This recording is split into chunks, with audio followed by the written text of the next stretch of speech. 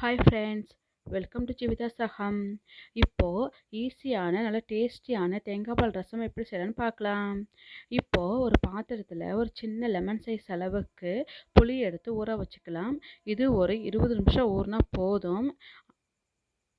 அதுக்கு பிறகு நம்ம கரைச்சி வச்சுக்கலாம். இப்போது ஒரு 15 பல் அளவுக்கு பூண்டு, 2 ஸ்பூன் அளவுக்கு மிளகு, 1 ஸ்பூன் ஜீரகம் எடுத்துக்கலாம். நான் காரத்துக்காக 2 ஸ்பூன் மிளகு வச்சுருக்கேன். நீங்கள் 1 ஸ்பூன் ஜீரகம், 1 ஸ்பூன் மிளகு வச்சுக்கலாம். இப்போது அதை ஒரு மிக்ஸி ஜாரில் போட்டு ஒரு சுற்று மட்டும் சுற்றி வச்சுக்கலாம். இல்லை ஒரு உரலில் போட்டு தட்டியும் வச்சுக்கலாம். நல்லா டேஸ்ட்டாக இருக்கும். இப்போது புளி நல்லா ஊறிடுச்சு. நம்ம இதை கரைச்சி வச்சுக்கலாம். இப்போ இது மாதிரி கரைச்சிட்டு நம்ம கையாலேயே வடிகட்டிக்கலாம். இதே மாதிரி வடிகட்டிட்டிங்கன்னா புளி தண்ணி ரெடி ஆகிடும். இது போல் ஒரு 3 டைம் தண்ணி ஊற்றி கரைச்சி வச்சுக்கலாம். ரசத்துக்கு கொஞ்சம் தண்ணியாக கரைச்சி வச்சா நல்லாயிருக்கும். இது 3 டைம் போல் இது மாதிரி கரைச்சி வச்சுக்கலாம். கரைச்சாச்சு. இப்போது ஒரு தக்காளி பழம் எடுத்து இது கூடவே கரைச்சி வச்சுக்க போகிறோம். அதுக்கு ஒரு தக்காளியை இது மாதிரி கட் பண்ணி புளித்தண்ணியில் போட்டு கரைச்சா ஈஸியாக இருக்கும். கட் பண்ணி கரைச்சா ஈஸியாக இருக்கும். அதனால் கட் பண்ணி போட்டுக்கலாம். இப்போது நம்ம இதை கையாலேயே கரைச்சிக்க போகிறோம். இதே மாதிரி மசிச்சு விட்டு கரைச்சி வச்சுக்கலாம். நல்லா கரைச்சவொடனே இது கூடவே இப்போ நம்ம உப்பும் போட்டும் கரைச்சி வச்சுக்கலாம். புளித்தண்ணிலே உப்பு போட்டுட்டா அந்த உப்பில் உள்ள மண்ணெல்லாம் அடியில் தங்கிடும். நம்ம வடிகட்டக்குள்ளே ஈஸியாக இருக்கும். இப்போது தக்காளி கரைச்ச பிறகு 1 ஸ்பூன் அளவுக்கு மஞ்சள்தூள் போட்டுக்கலாம். இப்போ ஒரு கடாய் வச்சுட்டு ஸ்டவ் ஆன் பண்ணிவிட்டு கடாய் காய்ச்சதும் எண்ணெய் சேர்த்துக்கலாம்.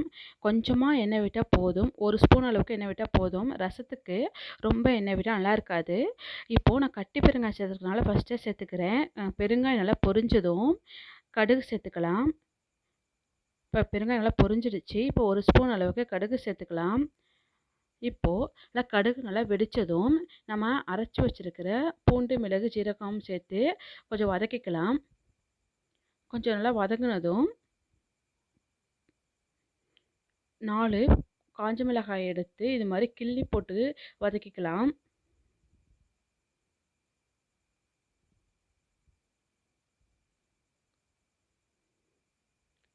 லைட்டாக வதங்கினதும் அது கூடவே கருவேப்பிலை சேர்த்து வதக்கிக்கலாம். இப்போ கருவேப்பிலை சேர்த்தாச்சு. இப்போ ஒரு வதக்கினதும் நாம் கரைச்சி வச்சுள்ள புளிக்கரைசலை சேர்த்துக்கலாம். சேர்த்துட்டு கொஞ்சம் தண்ணி சேர்த்துக்கலாம்.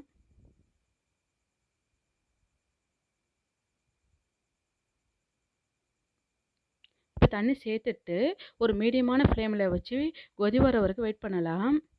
கொதி வரட்டும். இப்போ நல்லா கொதிச்சிருச்சு. இப்போ நம்ம இந்த ஸ்டேஜில் நம்ம தேங்காய் பால் சேர்க்க போகிறோம். இப்போ ஒரு அரை மூடி தேங்காய் எடுத்து பால் எடுத்து வச்சுருக்கேன். இதே மாதிரி நம்ம சேர்த்துக்கலாம். திக்காக நம்ம சேர்த்துக்கலாம். தேங்காய் பால் சேர்த்தாச்சு. இப்போது நாம் சிம்மில் வச்சு கொதி வர வரைக்கும் வெயிட் பண்ணணும். இதே மாதிரி நுரைச்சி கொதி வந்தோடனே அடுப்பை ஆஃப் பண்ணிடலாம்.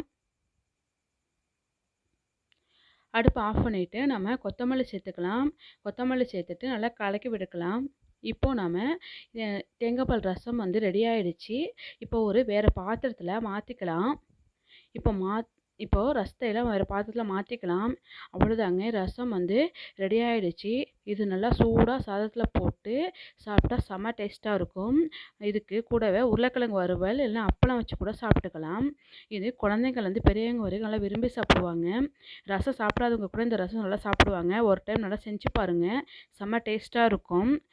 நல்லா டைஜஷன் ஆகும். நல்லா வயிறு நல்லா புண்ணாக இருந்தாலும் நல்லா ஆற்றும். நீங்கள் இது மாதிரி சேர்த்துக்கோங்க.